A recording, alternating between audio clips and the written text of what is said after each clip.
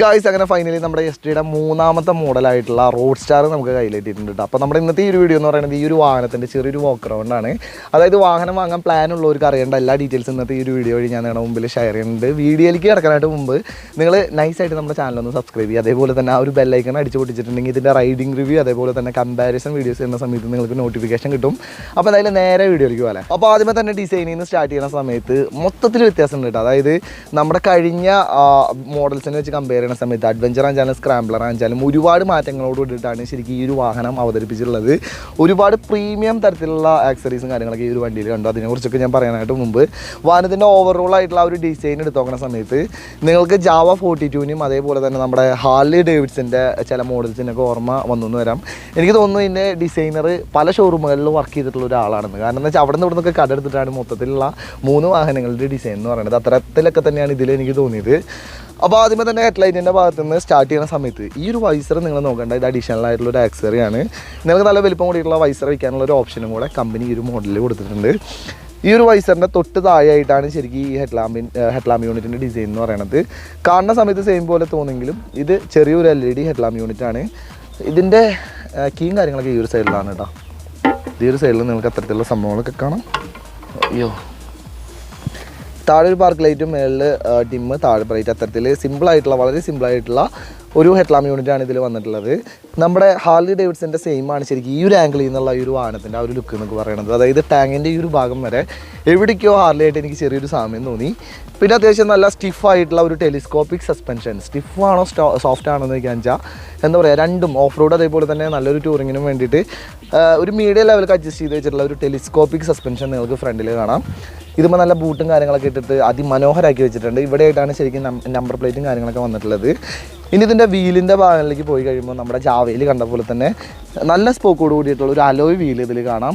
മറ്റു മോഡൽസിനെ വെച്ച് കമ്പയർ ചെയ്യുന്ന സമയത്ത് ഇതിൽ ട്യൂബ്ലെസ് ടയേഴ്സാണ്. MRF ആണ് സ്റ്റോക്ക് ആയിട്ടുള്ള ടയർ എന്ന് പറയുന്നത്. ജാവയുടെ ആ ഒരു ബാഡ്ജിങ് എടുത്ത് കളഞ്ഞിട്ട് Yezdi ഒട്ടിച്ചു. Yezdi എന്നുള്ള ഒരു ബാഡ്ജിങ് ഇതും വെച്ചിട്ടുണ്ട്. അത് മാത്രമാണ് എനിക്ക് വീലിൻ്റെ ഭാഗങ്ങളിൽ ഡിസൈൻ വെച്ച് കമ്പയർ ചെയ്യുന്ന സമയത്ത് ജാവയിൽ ഒരു വ്യത്യാസം ഫീൽ ചെയ്തത്. പിന്നെ ഇതിൽ 320 mm ആണ് ശരിക്കും ഫ്രണ്ട് ഡിസ്കിൻ്റെ സൈസ് എന്ന് പറയുന്നത്. നല്ല ഷാർപ്പായിട്ടുള്ള ബ്രേക്കിംഗ് ആണ്. ഡ്യുവൽ ചാനൽ ABSന് വേണ്ടിയിട്ടുള്ള സെൻസറും കാര്യങ്ങളൊക്കെ ആ ഒരു ഭാഗങ്ങളിൽ നിങ്ങൾക്ക് കാണാം. 100/90/18 ആണ് ഫ്രണ്ട് വീലിൻ്റെ സൈസ് എന്ന് പറയുന്നത്. ബാക്കിലത്തെ വീൽ എന്ന് പറയുന്നത് 17 ഇഞ്ചും ഫ്രണ്ടിലത്തെ വീൽ എന്ന് പറയുന്നത് 18 ഇഞ്ചാണ്. അത്യാവശ്യം നല്ല രീതിയിലുള്ള ഒരു കോൺഫിഡൻസ് ആണ് വീലിൻ്റെ ഭാഗങ്ങളിൽ നിന്നൊക്കെ ശരിക്കും കിട്ടുന്നത്. ഇനി അവിടെ നിന്ന് നേരെ സൈഡുകളിലേക്ക് വന്നു കഴിഞ്ഞിട്ടുണ്ടെങ്കിൽ പുതിയ ഒരു ടാങ്ക് നിങ്ങൾക്ക് കാണാം. ഈ ഒരു കളർ എന്ന് പറയുന്നത് ഗ്രീനാണ് കേട്ടോ. അവരുടെ എന്തോ ഒരു നമ്മുടെ ഈ പട്ടാളക്കാരൊക്കെ ഓർമ്മപ്പെടുത്തുന്നില്ലേ, അത്തരത്തിലാണ് ശരിക്കും എനിക്ക് ഈ ഒരു കളർ കാണുന്ന സമയത്ത് ഫീൽ ചെയ്യണത്. ഇതേപോലെ തന്നെ 5 കളർ വേരിയൻറ്റുകളിലായിട്ട് വണ്ടി അവൈലബിൾ ആയിട്ടുണ്ട്. 2,36,000 മുതൽ 2,63,000 വരെയാണ് ഈ ഒരു വാഹനത്തിൻ്റെ ഓൺ റോഡ് പ്രൈസ് വരുന്നത്. അതായത് ഏകദേശം 30,000 രൂപയുടെ വ്യത്യാസമുണ്ട്. കളറിൽ മാത്രമാണ് ചേഞ്ചസ് കാര്യങ്ങളൊക്കെ വന്നിട്ടുള്ളത്. ഇതിൽ എവിടെ നോക്കി കഴിഞ്ഞിട്ടുണ്ടെങ്കിലും നിങ്ങൾക്ക് Yezdiയുടെ ബാഡ്ജിങ് കാണാം. ഇവിടെ ടാങ്കിൻ്റെ ഭാഗത്തൊരു ബാഡ്ജിങ് വന്നിട്ടുണ്ട്. ടാങ്ക് പാഡിൻ്റെ ഭാഗത്തൊരു ബാഡ്ജിങ് വന്നിട്ടുണ്ട്. ടാങ്കിൻ്റെ മേളിൽ നിങ്ങൾക്കൊരു ബാഡ്ജിങ് കാണാം. ഹാൻഡിലും ഒരു ബാഡ്ജിങ് വന്നിട്ടുണ്ട്. അതേപോലെ തന്നെ നമ്മുടെ ഗ്രിപ്പിൽ വരെ അവരൊരു ബാഡ്ജിങ് കൊടുത്തിട്ടുണ്ട്. വീലിൻ്റെ ബാഡ്ജിങ് ഓൾറെഡി ഞാൻ കാണിച്ചിട്ടുണ്ടായിരുന്നു. പിന്നെ ഇവിടെ റോഡ് സ്റ്റാറിന്ന് ബാഡ്ജ് ചെയ്ത് വെച്ചിട്ടുണ്ട്. ഈ ഒരു സൈഡ് പാനൽ എന്ന് പറയുന്നത് ശരിക്കും ആ ഒരു ജാവയിൽ കൊടുത്തിട്ടുള്ള സെയിം പോലെ തന്നെയാണ് ഇതിലും വന്നിട്ടുള്ളത്. ഇതൊക്കെ മെറ്റലാണ് ശരിക്കും വന്നിട്ടുള്ളത്. പിന്നെ ഇവിടെ വലിയൊരു ബാഡ്ജിങ് കൊടുത്തിട്ടുണ്ട് കേട്ടോ. എനിക്ക് മറ്റ് 2 മോഡൽസിലും കാണാത്ത ഒരു ബാഡ്ജിങ് ആയിട്ട് തോന്നിയത് ഈ ഒരു ബാഡ്ജിങ് ആണ്. ഇതിൻ്റെ പിന്നിൽ കുറേ കഥകളൊക്കെ ഉണ്ട്. അതെന്തായാലും പിന്നീട് ഞാൻ എന്തായാലും നിങ്ങൾക്ക് പറഞ്ഞുതരാം. സീറ്റിൻ്റെ ഭാഗങ്ങളിൽ വരെ Yezdiയുടെ ഒരു ബാഡ്ജിങ് നിങ്ങൾക്ക് കാണാം. അടിപൊളിയായിട്ടുണ്ട് കേട്ടോ. കുറേ ബാഡ്ജിങ്ങുകൾ കൊടുത്തിട്ട് അതിമനോഹരമാക്കിയിട്ടുണ്ട് അവർ ഈ ഒരു വാഹനം എന്ന് പറയുന്നത്. പിന്നെ ബാക്കി 2 മോഡൽസിനെ വെച്ച് കമ്പയർ ചെയ്യുന്ന സമയത്ത് ഇതിൽ നമുക്ക് ബ്ലാക്ക് കളറിലാണ് കംപ്ലീറ്റ് ഇതിൻ്റെ ഭാഗങ്ങളൊക്കെ ഡിസൈൻ ചെയ്തിട്ടുള്ളത്. അതായത് ക്രോമിൻ്റെ പ്രസൻസ് വളരെ കുറവാണ് ഈ ഒരു എഡീഷനിൽ. മറ്റ് 2 മോഡൽസിനെ വെച്ച് കമ്പയർ ചെയ്യുന്ന സമയത്ത് ഇതിൽ നമുക്ക് ഡ്യുവലായിട്ടാണ് എക്സിസ്റ്റ് വരുന്നത്. സ്ക്രാംബ്ലറിലും ഡ്യുവലായിരുന്നു, പക്ഷേ അത് അടിയിലാണ് ശരിക്കും സ്പ്ലിറ്റ് ചെയ്ത് പോയിട്ടുണ്ടായിരുന്നത്. പക്ഷേ ഇതിൽ നിങ്ങൾക്ക് വന്നു കഴിഞ്ഞിട്ടുണ്ടെങ്കിൽ കാണാം എഞ്ചിൻ്റെ ആ ഒരു സൈഡിൽ നിന്നാണ് ഇതിൻ്റെ 2 സൈലൻസറും സ്പ്ലിറ്റായി പോയിട്ടുള്ളത്. എന്തായാലും അടിപൊളിയായിട്ടുണ്ട്. സൗണ്ടിൽ അതിൻ്റേതായിട്ടുള്ള മാറ്റങ്ങളും കാര്യങ്ങളൊക്കെ ഞാൻ നിങ്ങളെ കേൾപ്പിക്കാം. ആ ഒരു Yezdiനെ ഓർമ്മപ്പെടുത്തുന്ന രീതിയിൽ ആ ഒരു സെയിം സ്ക്രാംബ്ലറിലാണ് ഡിസൈനിലാണ് ഇതിൻ്റെ സൈലൻസറിൻ്റെ ഭാഗങ്ങളൊക്കെ. പിന്നെ ഇതിൻ്റെ ബ്രേക്കിൻ്റെ ഭാഗങ്ങളും കൂടെ ഞാൻ ജസ്റ്റ് ഒന്ന് പറയാം. അതായത് നല്ലൊരു പ്രീമിയം ക്വാളിറ്റിയിലാണ് കൊടുത്തിട്ടുള്ളത്. പ്രീമിയം ക്വാളിറ്റി മാത്രമല്ല കേട്ടോ, നല്ല സ്ട്രോങ് ആണ്. പിന്നെ സ്ക്രാംബ്ലറിനെ അഡ്വഞ്ചറിനെയും വെച്ച് കമ്പയർ ചെയ്യുന്ന സമയത്ത് ഈ ഒരു വാഹനത്തിൻ്റെ മാസ്റ്റർ സിലിണ്ടർ മേളിലേക്കായിട്ടാണ് വെച്ചിട്ടുള്ളത്. മറ്റേ ഈ ഒരു തരത്തിലും ഇതിലും മേളിലേക്കായിട്ടാണ് കാണുക. ആ ഒരു മാസ്റ്റർ സിലിണ്ടർ കംപ്ലീറ്റ്ലി പ്രൊട്ടക്ട് ചെയ്യുന്ന തരത്തിലാണ് ഈ ഒരു കവറിങ്ങിൻ്റെ ഡിസൈനും കാര്യങ്ങളൊക്കെ വന്നിട്ടുള്ളത്. പക്ഷേ എന്തിനാണെന്നറിയില്ല അതിൻ്റെ ആ ഒരു ഫ്ലൂയിഡ് വരുന്ന ബോക്സ് അല്ലെങ്കിൽ ആ ഒരു എന്താ പറയുക ചെറിയൊരു കുപ്പി എന്ന് പറയുന്നത് ഈ ഒരു സൈഡിലായിട്ടാണ് വന്നിട്ടുള്ളത്. അപ്പോൾ നമ്മൾ ബാഗൊക്കെ തൂക്കിയിടുന്ന സമയത്ത് അല്ലെങ്കിൽ കാലൊക്കെ തട്ടിയിട്ട് ഇത് പൊട്ടി പോകാനുള്ള ഒരു സാധ്യത ഫീൽ ചെയ്തു. ആദ്യമായിട്ടാണ് ഇത്രയും ലോങ് ആയിട്ടുള്ള ഒരു ഫ്ലൂയിഡിൻ്റെ ഒരു ബോട്ടിൽ ഞാൻ കാണുന്നത് ഒരു ബൈക്കിൽ. അവിടെ നിന്നും ബാക്കിലേക്ക് വന്നു കഴിഞ്ഞിട്ടുണ്ടെങ്കിൽ ഈ ഒരു മോഡലിൽ നമുക്ക് സ്ക്രാംബ്ലറിൽ കണ്ട പോലെ തന്നെ സ്പ്രിംഗ് സസ്പെൻഷനാണ് വന്നിട്ടുള്ളത്. ഗ്യാസ് ടൈപ്പാണ്. ഇത് ഇപ്പുറത്തെ സൈഡിൽ നിങ്ങൾക്ക് അത്തരത്തിലുള്ള ഒരു സസ്പെൻഷനും കാര്യങ്ങളൊക്കെ കാണാം. മഡ് ഗാർഡിൻ്റെ ഈ ഒരു ഭാഗം എന്ന് പറയുന്നത് ശരിക്കും ആ ഒരു ഹാർലിയിൽ നിന്ന് കടർത്ത പോലെയാണ് തോന്നിയത്. ഈ ഒരു ഫെൻഡർ വെച്ചാലും എന്താ പറയുക മൊത്തത്തിൽ നല്ലൊരു വലുപ്പത്തോട് കൂടിയിട്ടാണ് ഇതിൻ്റെ മഡ് ഗാർഡിൻ്റെ ആ ഒരു ഡിസൈൻ എന്ന് പറയുന്നത്. ചെറിയൊരു റിഫ്ലക്ടറും ഈ ഒരു ഭാഗങ്ങളിൽ വന്നിട്ടുണ്ട്. മറ്റ് 2 മോഡൽസിനെ വെച്ച് കമ്പയർ ചെയ്യുന്ന സമയത്ത് ഇതിൻ്റെ കാലിബറിൻ്റെ സ്ഥാനത്ത് ശരിക്കും ആ ഒരു ക്യാപ്പ് കൊടുത്തിട്ടില്ല, ഒരു കവറിങ് ശരിക്കും വന്നിട്ടില്ല. പക്ഷേ 240 mm തന്നെയാണ് ആ ഒരു ഡിസ്കിൻ്റെ സൈസ് എന്നൊക്കെ പറയുന്നത്. ഫ്രണ്ടിൽ കണ്ട പോലെ തന്നെ നല്ല സ്ട്രോങ് ആയിട്ടുള്ള സ്പോക്കോട് കൂടിയിട്ടുള്ള അലോയ് വീല് നിങ്ങൾക്ക് ഇവിടെ കാണാം. MRF തന്നെയാണ് ബാക്കിലത്തെ ആ ഒരു ടയർ എന്ന് പറയുന്നത്. 130/80/17 വീൽ സൈസ്. എന്തായാലും ബാക്കിൽ നിന്നൊക്കെ നോക്കുന്ന സമയത്ത് നല്ല അടിപൊളി ലുക്കാണ് കേട്ടോ. നല്ല വലിപ്പം കൂടിയുള്ള ഒരു ടയർ ആയതുകൊണ്ട് തന്നെ നല്ല അടിപൊളി ലുക്കാണ് ബാക്കിൽ നിന്ന് നോക്കുന്ന സമയത്ത് ഈ ഒരു വാഹനത്തിൽ ഫീൽ ചെയ്യുക. പിന്നെ ഇതിൻ്റെ ഇൻഡിക്കേറ്റേഴ്സും കാര്യങ്ങളൊക്കെ ഈ ഒരു തരത്തിലാണ് വന്നിട്ടുള്ളത്. ഞാൻ ഓൾറെഡി കാണിച്ചിട്ടുണ്ടായിരുന്നു. ടെയിൽ ലാമ്പിൻ്റെ ഭാഗത്ത് ഒരു വ്യത്യാസമില്ല. പെരാക്കിലും ഇനിയിപ്പോൾ സ്ക്രാംബ്ലറിലും വന്നിട്ടുള്ള ആ ഒരു സെയിം ടെയിൽ ലാമ്പ് യൂണിറ്റ് നിങ്ങൾക്ക് ഇവിടെ കാണാം. ചെറുതാണ്.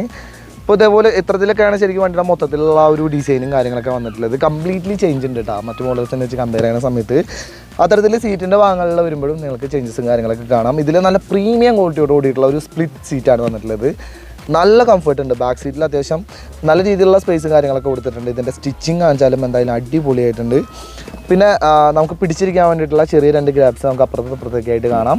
അതിന് പുറമെ ബാക്ക് റിസ്റ്റും വന്നിട്ടുണ്ട്. ലോങ് റൈഡൊക്കെ പോകുമ്പോൾ പക്ക കംഫർട്ട് വരുന്ന രീതിയിലാണ് ഇതിൻ്റെ സീറ്റിൻ്റെയും അത്തരത്തിലുള്ള കാര്യങ്ങളൊക്കെ കംപ്ലീറ്റ് ഡിസൈൻ ചെയ്തിട്ടുള്ളത്. 3 പേർക്ക് വളരെ കംഫർട്ടായിട്ട് ഈ ഒരു സീറ്റിലിരിക്കാം കേട്ടോ. അത്രയും സ്പേസും കാര്യങ്ങളൊക്കെ സീറ്റിൻ്റെ ഭാഗങ്ങളിൽ വന്നിട്ടുണ്ട്. അപ്പോൾ എന്തായാലും സീറ്റിൻ്റെ ഡിസൈൻ എനിക്ക് ഇഷ്ടപ്പെട്ടു. ഇനി ടാങ്കിൻ്റെ ഭാഗങ്ങൾ എടുത്ത് നോക്കുന്ന സമയത്ത് ഈ ഒരു മോഡലിൽ നമുക്ക് ഡുവൽ ടോൺ കളേഴ്സും കാര്യങ്ങളൊന്നുമില്ല. സിംഗിൾ കളറായിട്ടാണ് ശരിക്കും വരുന്നത്. ടാങ്കിൻ്റെ ലുക്കും ഡിഫറൻ്റ് ഉണ്ട്. ഞാൻ നേരത്തെ പറഞ്ഞ പോലെ തന്നെ ആ ഒരു പ്രീമിയം ബാഡ്ജിങ് യെസ്ഡിയുടെ ആ ഒരു പ്രീമിയം ബാഡ്ജിങ്ങോടൊക്കെ കൂടെ നമ്മുടെ സ്ക്രാംബ്ലറിൽ വന്നിട്ടുള്ള സെയിം ടാങ്ക് കപ്പാസിറ്റിയോട് കൂടിയിട്ടാണ് ശരിക്കും ഈ ഒരു ടാങ്ക് വരുന്നത്. അതായത് 12.5 ലിറ്ററാണ് ഈ ഒരു വാഹനത്തിൻ്റെ ടാങ്ക് കപ്പാസിറ്റി എന്ന് പറയുന്നത്. പിന്നെ ഹാൻഡിലും കാര്യങ്ങളൊക്കെ നിങ്ങൾക്ക് കാണാം. ഒരു ഷോർട്ടായിട്ടുള്ള ഒരു ഹാൻഡിൽ ബാറാണ്. അതിൻ്റെ മുകളിൽ ജാവയിൽ അല്ലെങ്കിൽ ഇപ്പോൾ പെരാക്കിൽ കാണുന്ന പോലെ തന്നെ 2 മിറേഴ്സും കാര്യങ്ങളൊക്കെ വന്നിട്ടുണ്ട്. പക്ഷേ മിറേഴ്സ് എന്ന് പറയുന്നത് കുറച്ച് സീനാണ് കേട്ടോ. കാരണം എന്ന് വെച്ചാൽ ഇതിങ്ങനെ തിരിക്കുന്ന സമയത്ത് നമ്മളിങ്ങനെ ത്രോട്ട് കട്ട് ചെയ്യില്ലേ, എന്നിട്ട് ഇങ്ങനെ നേരെ പോയിട്ട് ഇതും ഇടിക്കുകയാണ്. അപ്പോൾ താഴേക്കായിട്ട് വെച്ചിട്ടില്ലെങ്കിൽ ഈ ഒരു ഭാഗം ഇടിച്ചിടിച്ച് നിങ്ങളുടെ കൈ പൊളിയാനുള്ള ഒരു സാധ്യതയുണ്ട്. അപ്പോൾ അത്തരത്തിലാണ് വണ്ടിയുടെ മൊത്തത്തിലുള്ള ആ ഒരു ഡിസൈനും കാര്യങ്ങളൊക്കെ എന്തായാലും അടിപൊളിയായിട്ടുണ്ട്. ഇനി ബാക്കി സ്പെസിഫിക്കേഷൻസ് എടുത്ത് നോക്കുന്ന സമയത്ത് നമ്മുടെ സ്ക്രാംബ്ലറിലാണെച്ചാലും അഡ്വഞ്ചറിലാണെച്ചാലും സെയിം എഞ്ചിൻ തന്നെയാണ് വന്നിട്ടുള്ളത്. എന്നുവെച്ചാലും ട്യൂണിങ് പല വിധമായതുകൊണ്ട് 3 വണ്ടിക്കും 3 തരത്തിലുള്ള ഒരു ഫീലിംഗ് ആണ്. അപ്പോൾ ഈ ഒരു വണ്ടിക്കും പുതിയൊരു വാഹനം ഓടിക്കുന്ന പോലത്തെ ഒരു ഫീലിംഗ് ആണ് എനിക്ക് ഓടിച്ചതിന് ശേഷം ഫീൽ ചെയ്തത്. ഇതിൻ്റെ എഞ്ചിൻ സ്പെസിഫിക്കേഷൻസ് എടുത്ത് നോക്കുന്ന സമയത്ത് 334 cc single cylinder liquid cooled എഞ്ചിനാണ്. സെയിം റേഡിയേറ്റർ നിങ്ങൾക്ക് ഇവിടെ കാണാം. ഈ ഒരു ഭാഗങ്ങളിൽ വലിയൊരു റേഡിയേറ്റർ കൊടുത്തിട്ടുണ്ട്. 29.7 bhp പവറും അതേപോലെ തന്നെ 29 Nm ടോർക്കും. നേരത്തെ പറഞ്ഞ പോലെ തന്നെ കംപ്ലീറ്റ്ലി ഡിഫറൻ്റ് ആണ് കേട്ടോ. അതായത് ഓരോ വാഹനം ഓരോ തരത്തിലുള്ള ഫീലാണ് ഓടിക്കുന്ന സമയത്ത് ശരിക്കും തരാം. അതേപോലെ തന്നെയാണ് ഈ ഒരു വാഹനത്തിലും 6 സ്പീഡ് ഗിയർ ബോക്സ് ആണ്. വണ്ടി ഓടിക്കുന്ന സമയത്ത് എന്താണ് ആ ഒരു ഫീലിംഗ് എന്നുള്ള കാര്യങ്ങളൊക്കെ ഞാൻ നിങ്ങളുടെ അടുത്ത് പറയാം. സൈലൻസറും കാര്യങ്ങളൊക്കെ 2 സൈഡുകളിലേക്ക് ഇങ്ങനെ വിരിഞ്ഞ് വിടർന്ന് നിൽക്കണ കാരണം തന്നെ ഇതിന് ഗ്രൗണ്ട് ക്ലിയറൻസ് മറ്റ് 2 മോഡൽസിനെ വെച്ച് കമ്പയർ ചെയ്യുന്ന സമയത്ത് കുറച്ച് കുറവാണ്. എന്ന് വെച്ചാൽ ജാവ മോഡൽസിനായിട്ടും കൂടുതലുണ്ട്. 175 mm ഗ്രൗണ്ട് ക്ലിയറൻസ് വന്നിട്ടുണ്ട് കേട്ടോ. അപ്പോൾ ഒരുപാട് ഈ പറഞ്ഞ ഓഫ് റോഡ് അത്തരത്തിലുള്ള കാര്യങ്ങളൊക്കെ പോകുന്ന സമയത്ത് ചെറിയ തരത്തിലുള്ള അടിഭാഗം വരാനുള്ള ഒരു സാധ്യതയുണ്ട്. അത്തരത്തിൽ ഒരിയണ സമയത്ത് എഞ്ചിന് ഒരു പ്രൊട്ടക്ഷന് വേണ്ടിയിട്ട് ഈ ഒരു മോഡലിലും ഒരു എഞ്ചിൻ കാർഡ് ശരിക്കും കൊടുത്തിട്ടുണ്ട്. ഒരു പ്രൊട്ടക്ഷൻ കാർഡ് ശരിക്കും ആ ഒരു ഭാഗങ്ങളിൽ നിങ്ങൾക്ക് കാണാം. അതിലൊന്നും ശരിക്കും മാറ്റങ്ങളൊന്നും വന്നിട്ടില്ല. പിന്നെ കാണുന്ന പോലെ തന്നെ ഏകദേശം 184 കിലോഗ്രാമോളം ഭാരമുള്ള ഒരു വണ്ടിയാണ് കേട്ടോ. ഡ്രൈവ് വെയിറ്റ് എന്ന് പറയുന്നത് അത്രയും വേണ്ടിയിട്ട് കുറച്ച് ഹെവി ആയിട്ടുള്ള ഒരു വണ്ടിയാണ്. എന്നുവെച്ചാൽ സീറ്റ് ഹൈറ്റ് വളരെ കുറവാണ്. ബാക്കി 2 മോഡൽസിലും കാലെത്താത്ത ആൾക്കാർക്ക് വേണമെങ്കിൽ ഈ ഒരു വണ്ടി ചൂസ് ചെയ്യാം. ഏകദേശം 790 mm ഈ ഒരു വണ്ടിയുടെ സീറ്റ് ഹൈറ്റ്. വളരെ സിമ്പിളായിട്ട് നിങ്ങൾക്ക് എന്തായാലും എന്താ പറയുക ക്രൂസ് ചെയ്തിട്ട് പോകാനായിട്ട് പറ്റും. ഒരുപാട് വെയിറ്റും കാര്യങ്ങളൊന്നും തന്നെ ശരിക്കും വണ്ടി എടുത്ത് പോകുന്ന സമയത്തൊന്നും ഫീൽ ചെയ്യുന്നില്ല. നല്ല രസമാണ് കേട്ടോ. അതായത് നല്ല റിലാക്സ് ആയിട്ട് ഈ ഒരു വാഹനത്തിലിരിക്കാം. ഒരുപാട് കാലിന് നീളമുള്ളവർക്കും ഹോൾഡ് ചെയ്യാൻ പാകത്തിന്, അതായത് ഒരുപാട് സ്പേസും കാര്യങ്ങളൊക്കെയാണ് ടാങ്കിൻ്റെ സൈഡുകളിൽ കൊടുത്തിട്ടുള്ളത്. അതുകൊണ്ട് തന്നെ നല്ല രീതിയിൽ ടാങ്കിനെ ഇങ്ങനെ ഹഗ് ചെയ്ത് പിടിച്ചുകൊണ്ട് ഈ ഒരു തരത്തിലാണ് എൻ്റെ വണ്ടി റോഡിൽ ഓടിക്കുമ്പോൾ ആ ഒരു റൈഡിങ് പൊസിഷൻ എന്ന് പറയുന്നത്. പിന്നെ ഹാൻഡിലും കാര്യങ്ങളൊക്കെ ഷോർട്ടാണെന്ന് ഞാൻ പറഞ്ഞിട്ടുണ്ടായിരുന്നു. അതുകൊണ്ട് തന്നെ ഷോർട്ടാണെങ്കിലും ഒരുപാട് ഉയരത്തിലേക്കായിട്ടാണ് വന്നിട്ടുള്ളത്. അതുകൊണ്ട് തന്നെ ഈ ഒരു തരത്തിൽ ആയിരിക്കും ഞാൻ ഈ ഒരു വാഹനം ഓടിക്കുന്ന സമയത്ത് ഇരിക്കുക. പിന്നെ ഇതിൽ ഉയരത്തിലായ കാരണം എനിക്ക് തോന്നിയൊരു ഉപകാരം എന്താണെന്ന് വെച്ചിട്ടുണ്ടെങ്കിൽ നമ്മുടെ കേരളത്തിലെ റോഡുകൾ നമുക്ക് എല്ലാവർക്കും അറിയാം. അപ്പോൾ ചെറിയൊരു കട്ടറൊക്കെ വരുന്ന സമയത്ത് ഇങ്ങനെ എണീറ്റ് നിന്നാലും നമുക്ക് സിമ്പിളായിട്ട് ഹാൻഡിലേക്ക് കയ്യെത്തും. അതായത് ഒരു അഡ്വഞ്ചർ ബൈക്കുകളിലൊക്കെയാണ് ശരിക്കും ഇത്രയും ഉയരത്തിൽ ഇങ്ങനെ എണീറ്റ് നിന്നുകൊണ്ട് പിടിക്കാൻ പാകത്തിനുള്ളൊരു ഹാൻഡിൽ ബാറും കാര്യങ്ങളൊക്കെ ഞാൻ കണ്ടിട്ടുള്ളത്. അത്തരത്തിലൊക്കെ തന്നെയാണ് ഇതിലും വന്നിട്ടുള്ളത്. ഇനി ഇതിൻ്റെ ഹാൻഡിലിൻ്റെ കാര്യം പറഞ്ഞ സ്ഥിതിക്ക് സ്വിച്ചസും കൂടെ നമുക്ക് നോക്കാം. ഒരു വ്യത്യാസമില്ല, സെയിം ആയിട്ടുള്ള ഒരു കിൽ സ്വിച്ച് ഈ ഒരു സൈഡുകളിലൊക്കെ ആയിട്ട് ശരിക്കും കൊടുത്തിട്ടുണ്ട്. അതേപോലെ തന്നെ ഇതാണ് ഹസാർഡിൻ്റെ സ്വിച്ച്, സെൽഫ് സ്റ്റാർട്ട് ഇതിൽ വന്നിട്ടുണ്ട്. പിന്നെ ഈ ഒരു മോഡലിൽ സ്റ്റാൻഡ് ഇട്ടാലും വണ്ടി ഓഫായി പോകുന്നില്ല കേട്ടോ. രണ്ട് മോഡൽസിലും സ്റ്റാൻഡ് ഇട്ടിട്ട് നമ്മൾ ആക്സിലേറ്റർ കൊടുക്കുന്ന സമയത്ത് ന്യൂട്രലിൽ വണ്ടി ഓഫായി പോകണമെന്ന് ഞാൻ പറഞ്ഞു. ഈ മോഡലിൽ അത്തരത്തിൽ ഫീൽ ചെയ്തില്ല. ഇപ്പുറത്തെ സൈഡിലേക്ക് വന്നു കഴിഞ്ഞിട്ടുണ്ടെങ്കിൽ ആ ഒരു സെയിം ഡയൽസ് ഇവിടെയും കാണാം. അതായത് പാസിന് വേണ്ടിയിട്ടുള്ള ഒരു സ്വിച്ചാണ് ഇപ്പോൾ നിങ്ങൾ ഈ ഒരു സൈഡിൽ കണ്ടുകൊണ്ടിരിക്കുന്നത്. പാസ് ഡിമ്മ് ബ്രൈറ്റ് ഒറ്റ സ്വിച്ചിലാണ് വന്നിട്ടുള്ളത്. പിന്നെ ആ ഒരു സെയിം നാവിഗേഷൻസും ഇൻഡിക്കേറ്ററും ഹോണും ഇതിൻ്റെന്ന് വെച്ചിട്ടുണ്ടെങ്കിൽ കുറച്ചും കൂടെ ലൗഡായിട്ടുള്ളൊരു ഹോണാണ്. ഇനി മീറ്ററിൻ്റെ ഫംഗ്ഷൻസിലേക്ക് പോകുന്ന സമയത്ത് നിങ്ങൾക്ക് എല്ലാവർക്കും അറിയാവുന്ന തരത്തിൽ വായിക്കാൻ പറ്റില്ല എന്ന് വെച്ചാലും ആ ഒരു സെയിം ഫീച്ചേഴ്സൊക്കെ തന്നെ ഈ ഒരു മീറ്റർ കൺസോളിലും കൊടുത്തിട്ടുണ്ട്. ഇവിടെ നമുക്ക് ടാക്കോമീറ്റർ, ഇവിടെ സ്പീഡ്, അതേപോലെ തന്നെ ഇവിടെ ട്രിപ്പ് മീറ്റേഴ്സും മോഡോമീറ്ററും, അതേപോലെ gear position indicator, fuel gauge, time, side സ്റ്റാൻഡിനുള്ള വാണിങ്ങും, പിന്നെ ഇതിലും നമുക്ക് റൈഡ് മോഡുകളും കാര്യങ്ങളൊക്കെ ABS-ൽ മാറ്റം വരുത്തിക്കൊണ്ട് ശരിക്കും വന്നിട്ടുണ്ട്. അപ്പോൾ അത്തരത്തിൽ എന്താ പറയുക, സിമ്പിൾ ആൻഡ് ഹമ്പിൾ ആയിട്ടുള്ള ഒരു വണ്ടിയാണ് നമ്മുടെ ഏറ്റവും പുതിയ RoadSter എന്ന് പറയുന്നത്. ഇനി ഞാൻ നിങ്ങളുടെ അടുത്ത് സ്റ്റാർട്ടിങ്ങിൽ പറഞ്ഞ പോലെ തന്നെ ഇതിന് 12 എക്സോസ്റ്റാണ് ശരിക്കും വന്നിട്ടുള്ളത്. 2 എക്സോസ്റ്റും കാര്യങ്ങളൊക്കെ കാണാം. ഇതിൻ്റെ സൗണ്ടും കൂടെ കേൾക്കാം. ഇതിൻ്റെ കീ ഒരു സൈഡിലാണ് കേട്ടോ. ജാവ മോഡൽസ് പോലെ തന്നെ ഈ ഒരു സൈഡിലായിട്ടാണ് വന്നിട്ടുള്ളത്.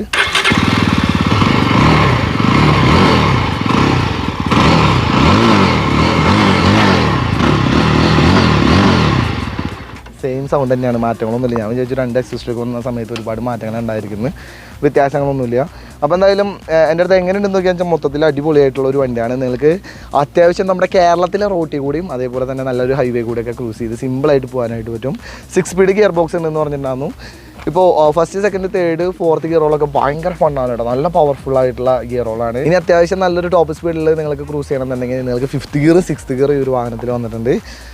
അപ്പോൾ ഇതൊക്കെയാണ് വണ്ടിയുടെ മൊത്തത്തിലുള്ള ഒരു ഡിസൈനും അതേപോലെ തന്നെ ഓവറോൾ ആയിട്ടുള്ള വണ്ടിയുടെ ഒരു സ്പെസിഫിക്കേഷൻസും കാര്യങ്ങളൊക്കെ. നിങ്ങളുടെ ഏറ്റവും അടുത്തുള്ള ഷോറൂമുകളിൽ ഇപ്പോൾ വണ്ടി കാര്യങ്ങളൊക്കെ അവൈലബിൾ ആയിട്ടുണ്ട്. നമുക്ക് ഈ ഒരു വണ്ടി വന്നിട്ടുള്ളതെന്ന് വെച്ചിട്ടുണ്ടെങ്കിൽ ക്ലാസിക് ജാവ മോട്ടോഴ്സാണ് കൊച്ചിയിൽ, അതേപോലെ തന്നെ തൃശ്ശൂർ പുഴയ്ക്കലും ഷോറൂമുണ്ട്. ഷോറൂമിൽ വണ്ടി അവൈലബിൾ ആയിട്ടുണ്ട്. നിങ്ങൾക്ക് റെട്രോ ക്ലാസിക്കൽ ലുക്കിലുള്ള അത്യാവശ്യം നല്ലൊരു പവർഫുൾ ആയിട്ടുള്ളൊരു വണ്ടി വാങ്ങാൻ ആഗ്രഹമുണ്ട്. നിങ്ങളുടെ ഒരു ബഡ്ജറ്റ് എന്ന് പറയുന്നത് 2,70,000 താഴെ മസ്റ്റായിട്ട് ഈ ഒരു വണ്ടിയും കൂടെ ഓടിച്ച് നോക്കുക. എന്തായാലും നല്ല സ്മൂത്ത് ആയിട്ടുള്ളൊരു വണ്ടി തന്നെയാണ് കേട്ടോ. ഓടിച്ച് നോക്കുന്ന സമയത്ത് അത്തരത്തിലുള്ള ഫീലിങ്ങും കാര്യങ്ങളൊക്കെ നിങ്ങൾക്ക് എന്തായാലും മനസ്സിലാവും. പിന്നെ ഇതൊക്കെ സ്റ്റോക്കായിട്ട് വരുന്ന റേറ്റാണ് കേട്ടോ. ഞാൻ പറയാൻ പറ്റിയ ഒരു കേസാണ്. നല്ല സ്ട്രോങ് ആയിട്ടുള്ള ഈ ഒരു ബാക്ക് റെസ്റ്റ് ഈ ഒരു വാഹനത്തിൽ സ്റ്റോക്കായിട്ട് വരുന്നതാണ്. യാബ്രയിൽ പോലെ തന്നെ പറയാൻ വിട്ടുപോയ ഒരു കേസാണ് കേട്ടോ. ഇതിൻ്റെ സീറ്റിൻ്റെ അടിയിൽ നിങ്ങൾക്ക് ഈ ഒരു സിൽവർ കളറിലുള്ള മെറ്റൽ പാനൽസും കാര്യങ്ങളൊക്കെ കാണാം. അതുകൊണ്ട് തന്നെ വേറെ ലെവലാണ് ഈ വാഹനത്തിൻ്റെ ആ ഒരു ലുക്ക് എന്നൊക്കെ പറയുന്നത്. മൊത്തത്തിൽ എനിക്ക് എന്തായാലും ഇഷ്ടപ്പെട്ടു. നിങ്ങൾക്ക് ഇഷ്ടപ്പെട്ടു എന്ന് കേൾക്കണമെന്ന് നിങ്ങളുടെ അഭിപ്രായങ്ങൾ കമൻറ്റ് ചെയ്യുക. അപ്പോൾ നിലവിൽ ഇത്രയൊക്കെ തന്നെയുള്ള നമ്മുടെ ഇന്നത്തെ ഈ ഒരു ചെറിയൊരു വീഡിയോ എന്ന് പറയുന്നത്. ഇനി നിങ്ങൾക്ക് സെയിൽ സംബന്ധിച്ച് അല്ലെങ്കിൽ ഡൗൺ പേയ്മെൻറ്റ് സംബന്ധിച്ച് എന്ത് ഡൗട്ടുകളുണ്ടെങ്കിലും കോൺടാക്ട് ചെയ്യാൻ വേണ്ടിയിട്ടുള്ള തൃശ്ശൂർ പുഴയ്ക്കുള്ള ജാവ ഷോറൂമിൻ്റെയും കൊച്ചിയിലുള്ള ഷോറൂമിൻ്റെയും നമ്പേഴ്സും കാര്യങ്ങളൊക്കെ ഞാൻ വീഡിയോൻ്റെ താഴെ ഇട്ടിട്ടുണ്ട്. നിലവിൽ ഇന്നത്തെ ഈ ചെറിയൊരു വീഡിയോ ഇഷ്ടപ്പെട്ടുണ്ടെങ്കിൽ ലൈക്ക് ചെയ്യുക, ചാനൽ മറക്കാണ്ട് സബ്സ്ക്രൈബ് ചെയ്യുക. അപ്പോൾ എന്തായാലും ഇതിൻ്റെ റൈഡിംഗ് റിവ്യൂ കാര്യങ്ങളൊക്കെ വരുന്നുണ്ട്. അത്തരത്തിലുള്ള ഒരു വീഡിയോയിൽ കാണാം. ബൈ.